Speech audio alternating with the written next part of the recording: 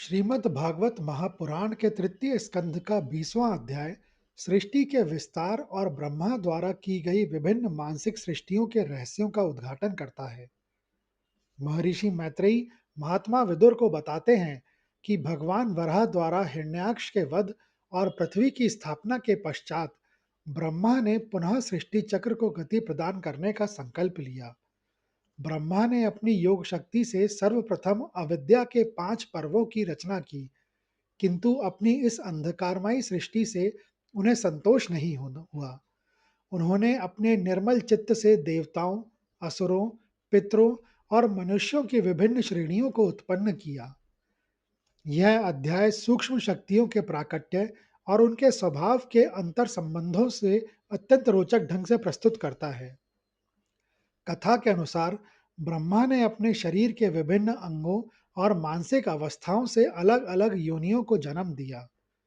जब उन्होंने अपने जघन्य भाग से अत्यंत तामसी और कामुक असुरों को उत्पन्न किया, तब वे असुर स्वयं अपने ही रचयिता ब्रह्मा को पकड़ने के लिए दौड़े।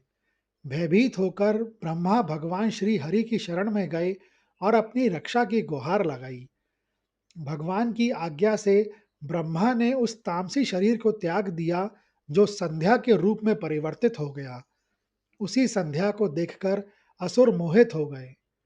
इसी प्रकार ब्रह्मा ने सत्वगुण से देवताओं को उत्पन्न किया और अपने उस प्रकाशमय शरीर को त्याग दिया, जो दिन कहलाया।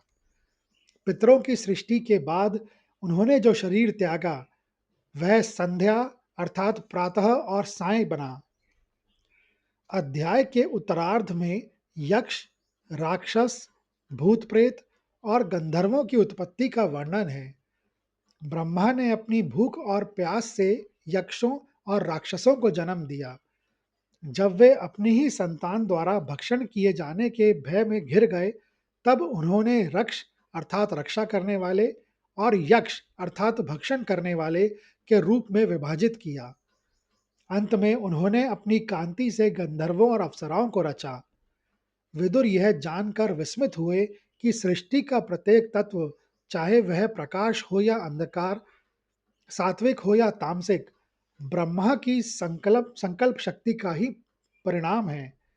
यह अध्याय बोध कराता है कि द्वैत जगत की यह विविधता ईश्वर की अनंत लीला का हिस्सा है, जहाँ प्रत्येक योनि का अपना विशिष्ट स्वभाव और अस्तित्व का प्रयोजन निश्चित है।